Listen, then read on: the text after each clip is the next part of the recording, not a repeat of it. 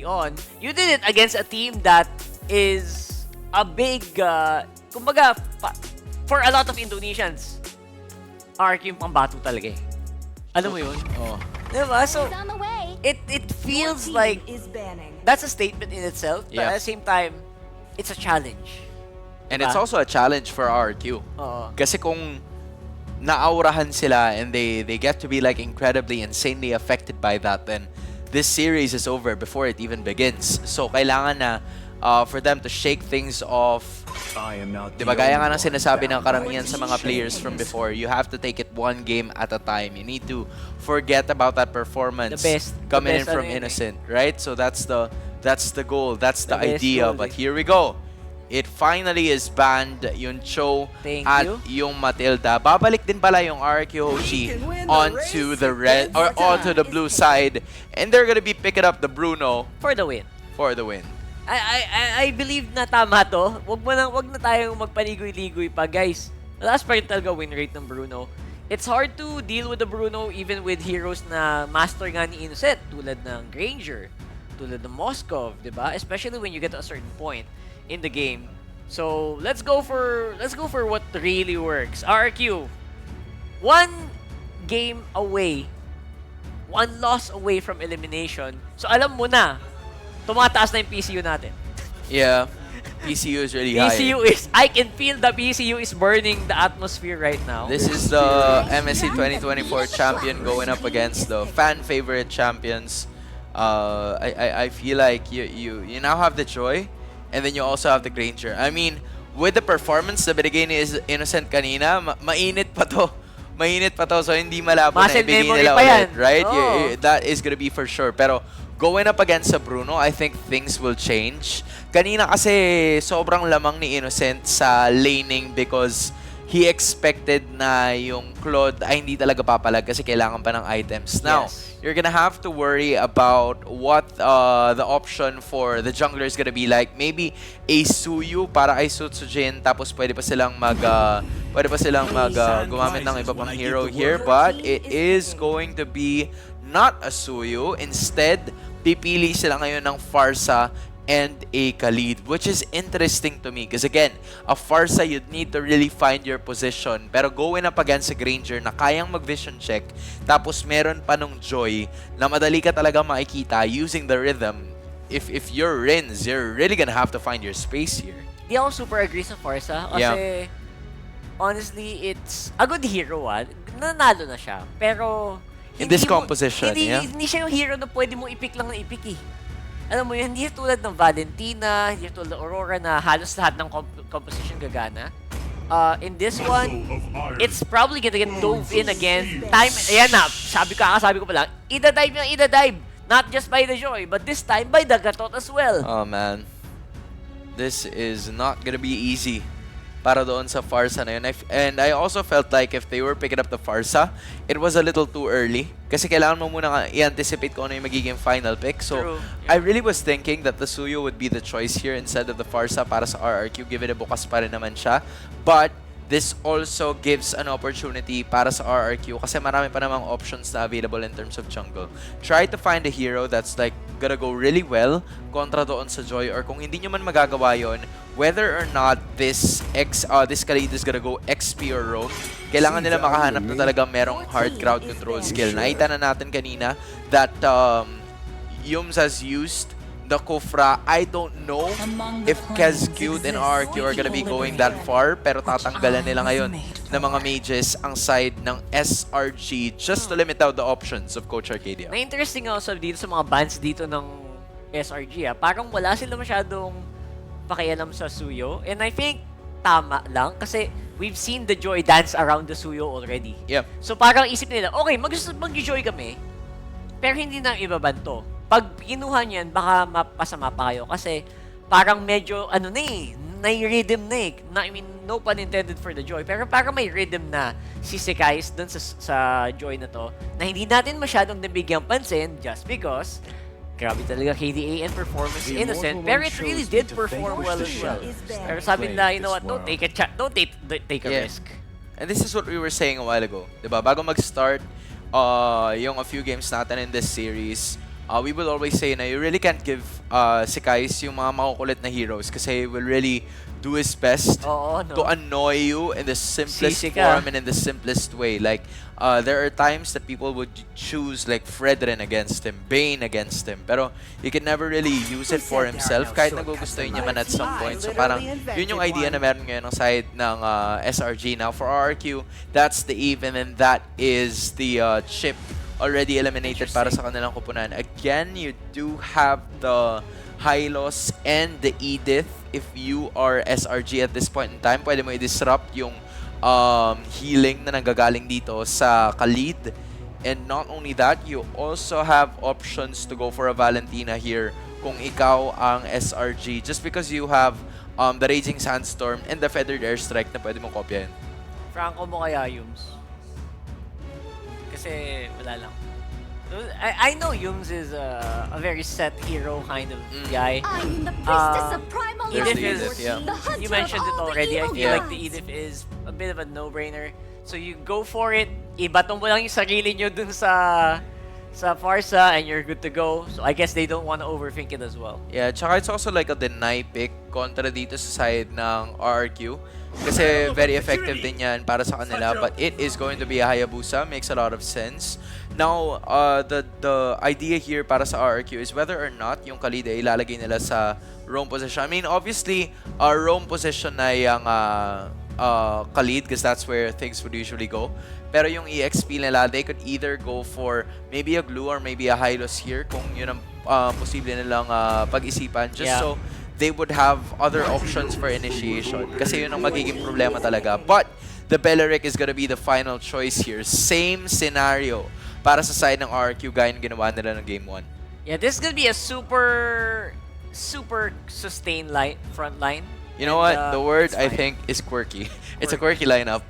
Hindi, yung front line lang nila. Okay, It's a very weird, quirky lineup, pero you know what? Pwede siya. Anti-dive naman. So it works. It kind of works on some level. Yeah, so for the mid laner, yeah, I really think that they could go Valentina here. Maybe even the Aurora at some point. Or Vexana pa nga eh, parang okay lang din. Hindi naman siya ganun kasama. Kasi you're gonna have to stop the initiation na dala nung Khalid plus yung Beleric. So that's the idea that I am thinking of as of the moment. But the final pick is gonna be locked in and instead, it's gonna be the Veil. An interesting addition here.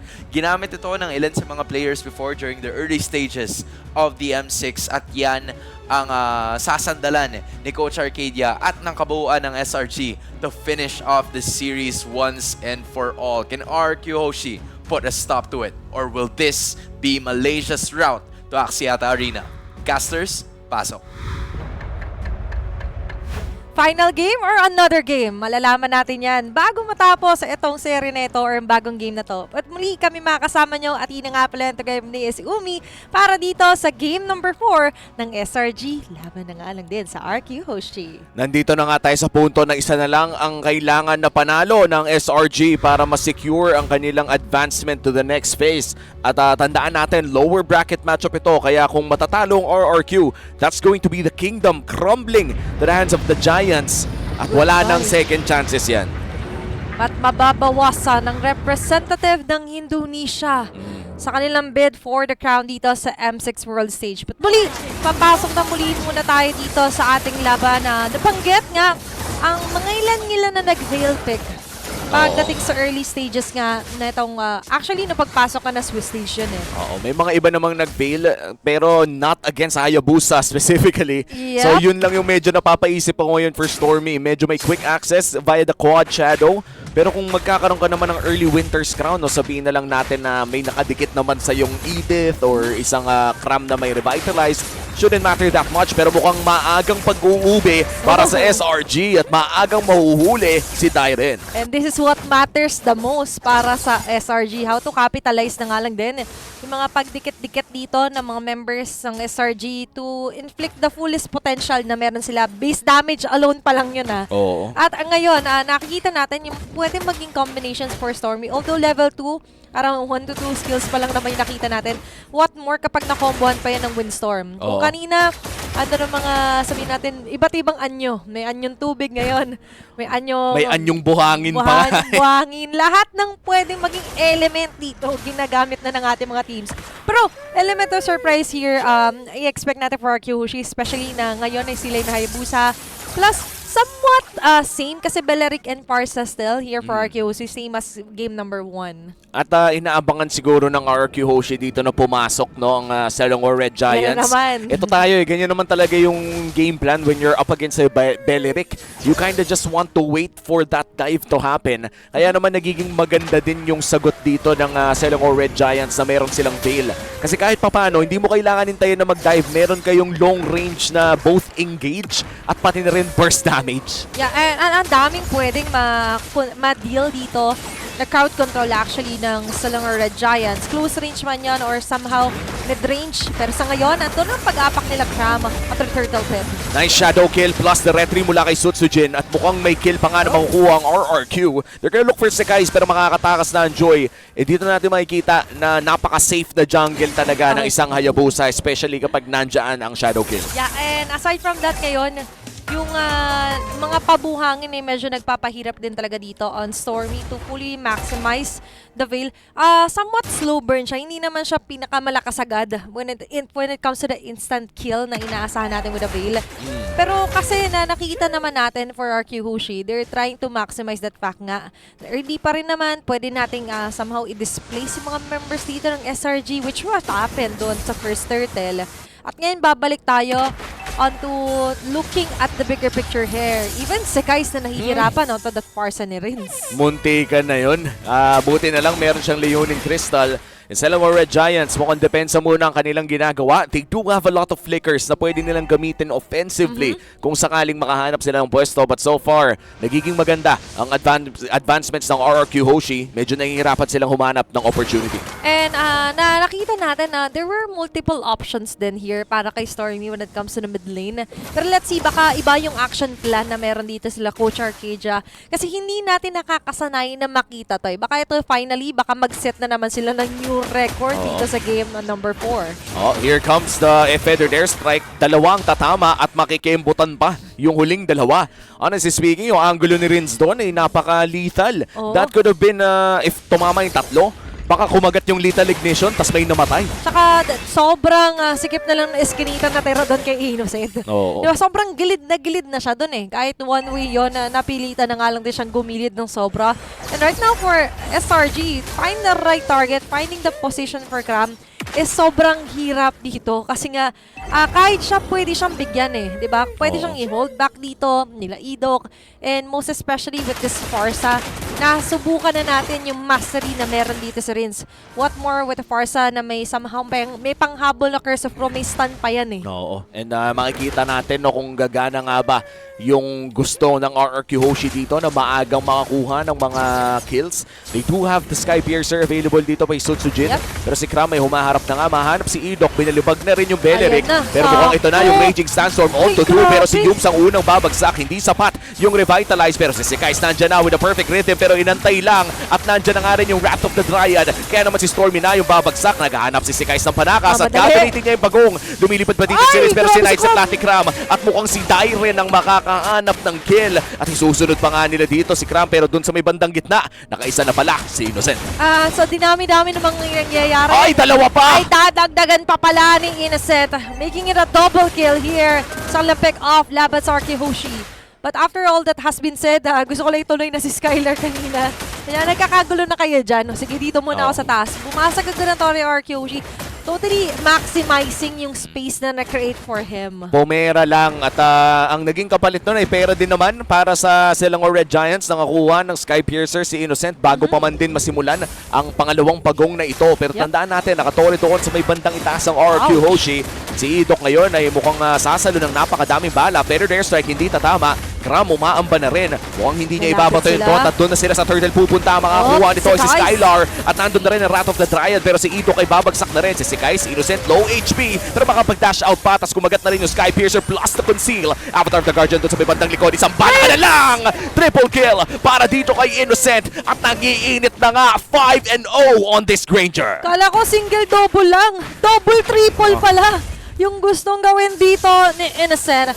Nearly 5-0 habang si Susujin ay medyo makakapitas ng isa. Ayan na. There's Stormy and Cram here. Ina-expect natin na damage from Stormy ngayon, mas nagkakaroon na ng ebidensya. Wala na rin kasing panakas doon. No? Kung pununtahan nila ang kanilang kakampi ay walang mag-aabang doon sa Shadow. Trinade na lang nila, kill for a kill. But for Innocent, things are going really, really well. 5-0 already sa Granger na to. Kanina pa, 19-05. Kung i-add mo yan, ay magkakaroon pa nga ata ng isa. Tatama ang stun, pero nandyan na ang pang-anim niyang kill. And si Yums na ata ang isusunod nila, pero hindi sapat para mabuhay sa Feathered Airstrike. Punta tayo sa mid lane, yung pagpupok ni Stormy. Innocent, isa pang baril. Rinse! Rinse! Oh! Muntik na nga lang din doon yung ibon. Kita naman talaga kung paano siya tina-target. Inaanggulo eh. Diba? Inaanggulong sobra doon Innocent. But for Vince, that's a blessing somewhat of in the disguise na nga lang din. Nakaligtas. Pero 6-0 here para kay Innocent this early. Napuruhan man yung iba sa mga members, pero don't leave Innocent alone. Don't leave him unattended, guys. Parang mga valuables nyo lang yan. Sobrang valuable na asset din kasi siya later on for SRG. Ito yung literal na asset. Ang lakas bumaril. Grabe. 6-0 na nga dito. Sa dinami-dami ng na-witness niya, hindi na siya sobrang inosente dito. Hindi na talaga innocent, boss. Ang dami na niyang pinatay simula last game. 19-0-5 on game number 3. Ngayong game number 4 naman ay 6-0 na agad. Kung papares mo yung dalawang Granger game niya back-to-back, ay nasa 25-05 na ang kanyang KDA ngayon. He's trying to beat his own record. Pero sa ngayon, ito nga lang din, yung rocket breaking na pag-dive in ni Cram, nag-revitalize na siya agad. At ganun lang, pinasabog na rin ni Innocent yung Farsa. Si Susujin na ata ang isusunod, pero si Skylar ay babagsak na rin. Si Kais with electrifying beats, Yums with a flicker play, at si Idok na ata ang isusunod. Rat of the Drive, hindi na maikakasapa. Legendary para dito kay Innocent at may Lord pa atang kasama. Ang ganda nung transition nila doon, no? SRG definitely knows how to play it well. Yung balance, check na check. Andun yung balance na pag-takedown ng objective plus the kills here given on to Innocent. 8-0-1 na ngayon. And as time goes by, nakikita natin na unti-unti talaga lalong sasakit to, lalong sasakit ang ulo ng RRQ Hoshi. And aside from that, nag-start din kasi yun with Rince falling down that early. Kahit bago pa mabuhay yung Lord, dahil siya yung napitas, na-leave agad defenseless doon ang RRQ Hoshi. Siya rin lang naman ang inaasahan ng RRQ Hoshi na mag-provide sana ng range, of course, with the Feathered Airstrike. Pero siya yung naiwan doon, even with the wings by wings. Kaya naman Selangor Red Giants ang may hawak na ng lead after a very long game kung saan hawak ng RRQ Hoshi around the 2K gold lead. Nagso-snowball na talaga. Yubs nakahanap with the onward. Earthshatter hindi tatama. Raging Sandstorm though nagamit na. At si Cram nag-set sa germs. Okay lang. Tinignan nila kung mas maganda yung view dito sa may bandang kanan. Tinignan lang naman niya kung maganda yung view, pero kay Susujin, babalik pa si Sekais? Hindi na daw. Hindi na muna. At maganda talaga kanina pa nakikita natin somehow a blessing in disguise here for SRG. Mga ganun pagpasok ni Cram. Sipa man yan or Avatar the Guardian. Ang importante yung resulta. At ngayon, yung resulta ay pumapabor sa SRG. Makakasalubong dito si Susujin. Kaso nga lang, quad shadow out muna siya. Ngayon, hawak pa rin ng SRG ang kalamangan. Ayaw silang palabasin sa sarili nilang base. Death Sonata, hindi pa naman kakabit doon sa critical ang HP. Selangor Red Giants, pwede silang kumalma ng bagya. Matagal-tagal pa naman bago lumabas ang pangalawang Lord ng larong ito, or actually pinakaunang Lord pa. Pangalawa na pala. Pangalawang Lord na. Pangunang Lord, grabe agad yung na-inflict nila dito kung paano nasulit. Ayun siksikliglig para sa SRG. At hindi mo rin naman gugustuhin sana na hayaan dito sa Innocent. But what more can they do kung sila rin lagi yung dinadivean dito? Speak of dive! Flicker, ginamit na para mahuli si Innocent, pero makakapag-flicker din palayo si Innocent. At ayan na nga, paatras lang ang kanyang mga dash. At hindi ata matutuloy ang laban na yun. Grabe no, yung atras na may kasama pa yung pang-asar eh. Diba? And even though na nakita natin nandun yung mga taunts, friendly contest, pa! Nasunog si Idol! Kakasabi lang yung mga atras na ganyan, may kasama man taunt eh.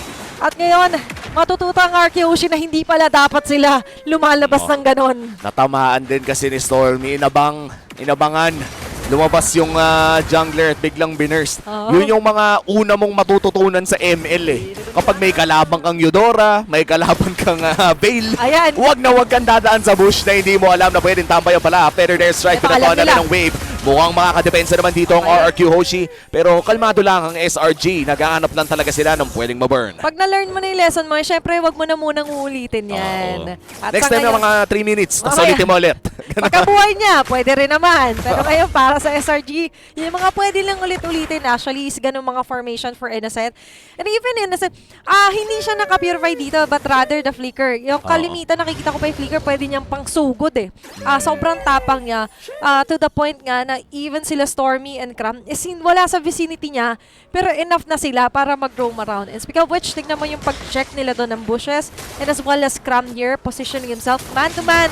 Defense here for RQ and SRG sa pangalawang Lord. Napakasakit na ng mga death. Sonata, hindi pa nakakabanat si Skylar, kalahati na buhay niya. Dahil dyan, kailangan mag-back ng RRQ Hoshi. diba? Pinambu-boost check pa. Siya na yung pinang-face check dito. Hindi na sila Yums, hindi na sila Cram. Pero sa ngayon, medyo naiipit yata si Dairen. Kailangan niya mag-Raging Sandstorm palayo. Mukhang mabubuhay naman si Skylar. Nandiyan ang Sustain, Quick Sand Walang Guard also pang-dive. available. Si Idok lang ang magiging dugoan dito, pero may malaking wave doon sa may bandang itaas na kailangan pansinin ng RRQ. Kaya naman ba? ipapadala nila ang Hayabusa. At mukhang magre-reset na naman ang Lord SRG. Nilalaro na ang Lord Dance. Kahit si Isujin, torn siya, kaya nag-switch sila ng Pilisis dito ni Renz kasi mas ramdam niyang kailangan siya dito in case that SRG will go for the go dito para sa Lord. At ngayon, nandun pa rin yung napakatindi ng mga pagbala ni Innocent.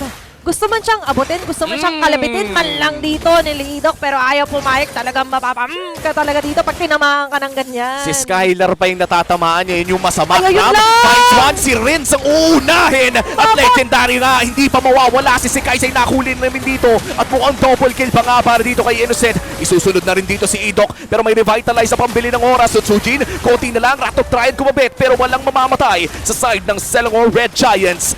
This might just be a free Lord or endable na nga ba ang call? Ito yung pagpapaulan ng tres ng SRG na gustong-gusto nila.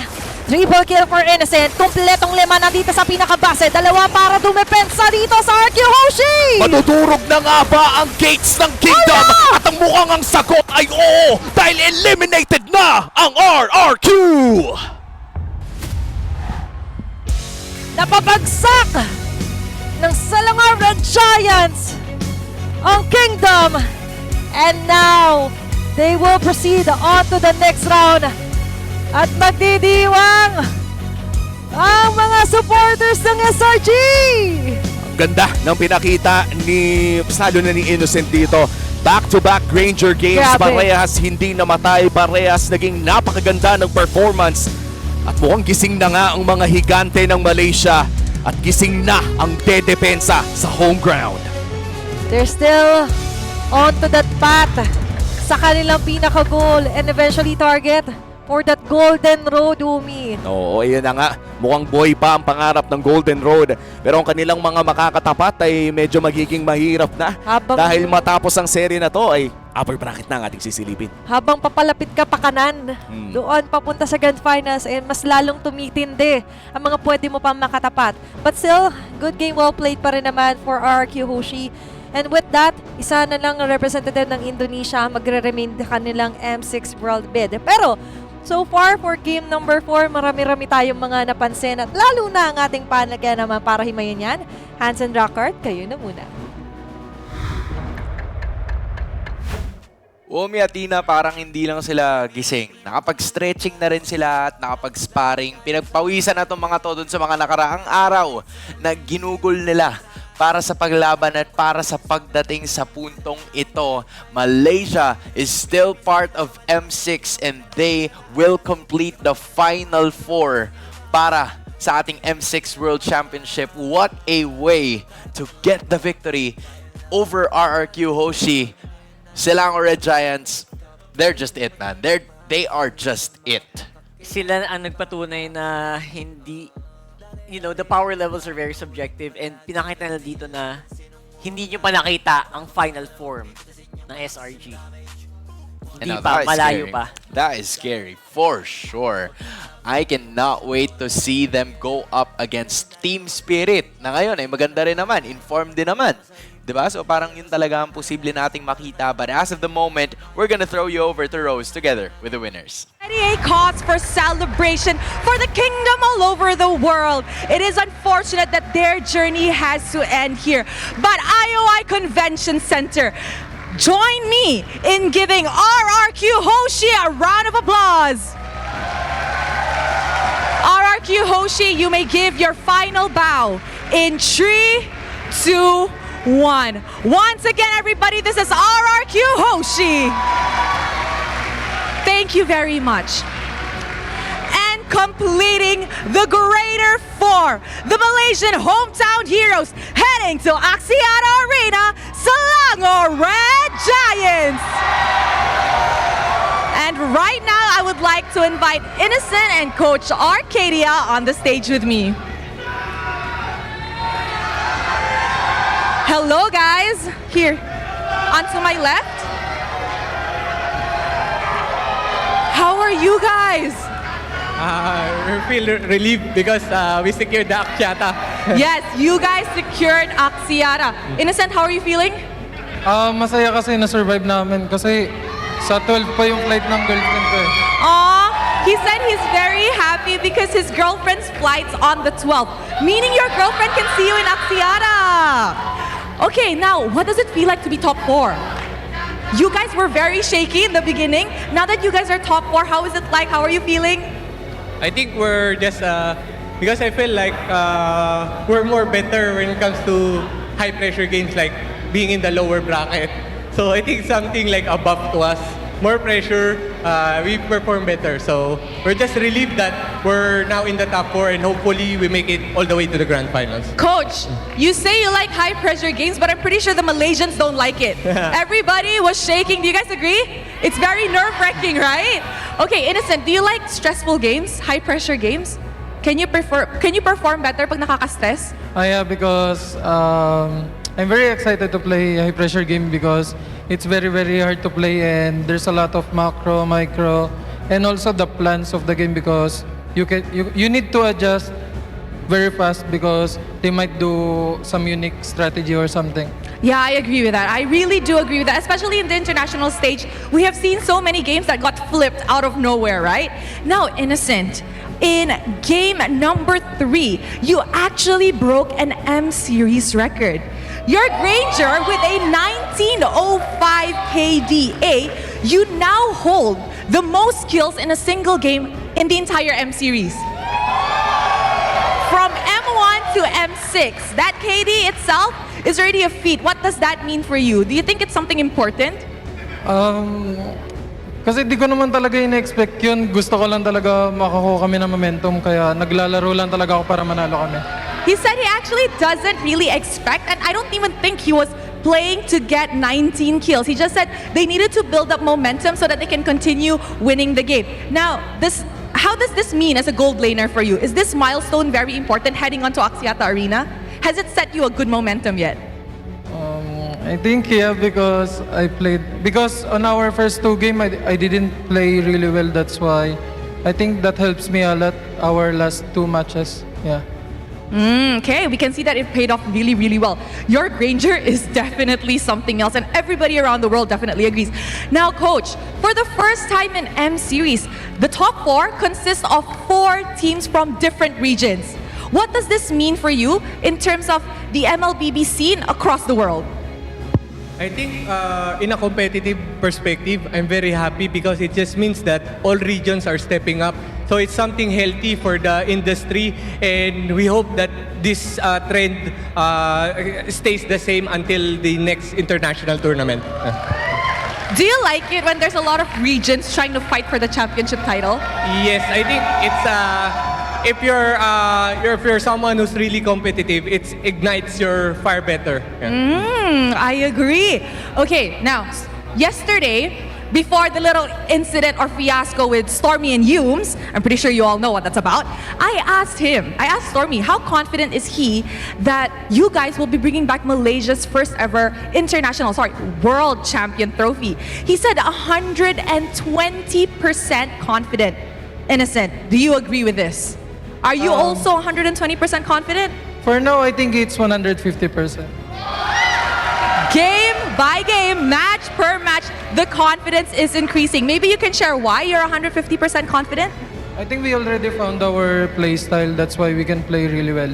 Coach, what about you? How many percent confident are you? You're usually the humble guy here. Yeah, I think 100% we will give our best. Because, Okay. like how we always do every single day, not just in tournaments but also in training. These kids really gave their hearts out every training, so I'm proud of them. Oh, that's so cute. All right, now we can see a full house, and just now in that last game, the entire arena was cheering for you guys. Do you have anything you want to say to the fans who have come today to support you guys in the arena and across Malaysia? And I just want to thank all that came here. And thank you for always supporting us. And I want to thank my family and my girlfriend. See you at Axiata Arena. There you have it. See you at Axiata Arena, because the next time we will be seeing this bunch will be at Axiata Arena. Congratulations to Coach Ark, to Innocent, and to SRG for completing the Greater 4. Let us throw it back to the panel to break down what happened in this amazing, crazy match up against RRQ Hoshi. Maraming salamat once again to Rose, to RRQ Hoshi who just did their final battle a while ago, and of course to our winners, Selangor Red Giants, kasama ang ating mga kababayan na sina Coach Arcadia at si Innocent. Really just happy to be able to what they would call survive. Pero parang hindi nga sila nag-survive eh. They shined in the middle of that situation na kung saan nakita natin sila just performing out of their minds, specifically Innocent. Ang saya panoodin ng performance nila. And tama yung sinabi ni Innocent, I think nakuha na nga nila yung tamang timpla, yung tamang groove. May ano yun eh, may konting, pag naglalaro ka may parang rhythm kang sinusundan. Agree. On how, when you attack, when you go back, when you farm, when you team fight. I think they found it here, and specifically with the heroes na napick nila. And I honestly think that, you know, teams in the future, the remaining 3 teams na posibleng makalaban itong SRG ay dapat maghanda sa Granger Yes. na paghahawakan nito ni Innocent. And yung Moskov na sabi. Right, yeah, the Moskov too. So like there's a lot of things that you're gonna have to worry about when you go up against SRG. The items are already on your screens, and all you need to probably take a look at is how well Innocent has performed. 19-05, pero yung second game niya, it's 13-01. So that's a total of 32-06 in a span of 6 games for a total of 38 KDA. Like, I don't know what went on with Innocent in the past 2 games, but yes, this is what happens when you give him the Granger and he is in his full form. For sure may nabuhayang something with his team, and I think they nailed it on the draft. Buti nga ano eh, better late than never, right? Because I feel like SRG, pataas naman eh. Pataas yung trend nila, right? Pero some people were saying, you know what, maybe nakita natin yung taas nila nung isang araw. What if pa ba naman ngayon? So this time around, I can tell na they were really on form, na manage nila na magamit yung Veil ng maayos. Again, we did see Veil lose previously as well, and even si Kais, naging mas komportable na siya on the Joy. Isa sa mga bagay na hindi mo mapansin kasi nakafocus ka siguro masyado kay Innocent. Si Kais was also just really a nuisance in this game. Agree. Umabot nga sa punto na, I think for the first time, right, I don't see a kill on a Bruno. And you rarely ever see that. Diba? Na parang bibihira yung mga ganong klase ng pagkakataon because every time that Skylar would try to go and initiate, ang nangyayari is the fact that it's either si Kais na nahanap na yung pwesto niya at nagamit niya na yung dash niya palayo, so there's no other way for him to be able to escape. Tapos idagdag mo pa yung punto na nagde-death sonata itong si Innocent para mag-check ng bush. And whenever may tatamaan yung Death Sonata na yun, it would usually be either Skylar or maybe Rinz. Kaya si Rinz ang naging main damage dealer ng kanilang kupunan mula sa RRQ. And if that is your if that is your hero na may pinakamaraming damage output aside from your marksman, then you're obviously at the wrong side of the bed. Actually, nagkatotoo yung sinabi natin kanina. Tingin ba natin makakapag-feathered airstrike ng maayos itong Farsa? I think sa lineup na to? He pulled off a few. Yeah. But overall, what happened in the late game? Yums would hunt him down. Stormy. Pati nga si Stormy, naka-cancel na yung ano niya eh. And there were, sabi mo nga, sa top lane kanina, there was a really good angle na sabi nga, Umi, it's a very lethal angle. Yeah. You have those for Rins. Pero, in general, hindi nakapaglaro talaga yung Farsa dito. Parang kailangan niya talaga na kailangan niya mag-lock in para lang makahanap siya ng tamang tempo. And of course, obviously, all smiles on the board para sa Malaysia, and most especially for Innocent. Nabanggit niya kanina that the confidence starts to increase the longer that they are here in the tournament. And when you try to understand that on a deeper perspective, mas nakakatakot yun kasi mas lalo nating nakikita na inform ang SRG, especially when you go up against RRQ. And he just obviously made the host country proud, and we're gonna be seeing all of them in such a bigger arena from here on out. That's right. Book na to Axiata. And awot pa si Cha. Girlfriend ni Innocent. Yeah, that's very, true. Very That's true. nice. That's the first thing that he Ang said. ganda ng motivation niya, no? Kailangan mapanalo ko to. Kailangan mapanood ako. Kailangan mapanood ako. You love to see it. I mean, siguro yun yung kanyang naging motivation talaga kasi yun yung pinakauna niyang sinabi. Yeah. Right? He was so relieved that he's gonna be able to play there. And I think they all share the same dream. They all share the same thing. Kasi way back when they were there, I don't think that there were a lot of Malaysian teams na nakapag-participate playing at the Axiata Arena, and to play in such a big stage such as that, I feel like that is their either Rizal Coliseum, Araneta Coliseum, or Mall of Asia Arena. I'm not sure which one of that is, pero ganong level kasi yung posible nating makita mula sa kanila. And with that being said, Innocent is just really happy because he will get to showcase his skills once again. Tapos idagdag na rin si Stormy na nabanggit niya sa interview that he's been looking to play there for the longest time ever since he was a player. And it's a statement at the same time. It's the aspiration of Malaysia to be really one of the strongest regions of MLBB, and it will start from there. Participation being part of the top 4, or sabi nga nila, the greater 4, Yeah. is the biggest accomplishment so far. And they will have a few days to recalibrate naman and get back into the mindset. And maybe, lumagpas na sila sa 150%. Mag 200% na sila. Just an amazing performance galing kay Innocent at sa kabuuan ng Selangor Red Giants as they complete the Final Four. And of course, they were able to do that kasi habang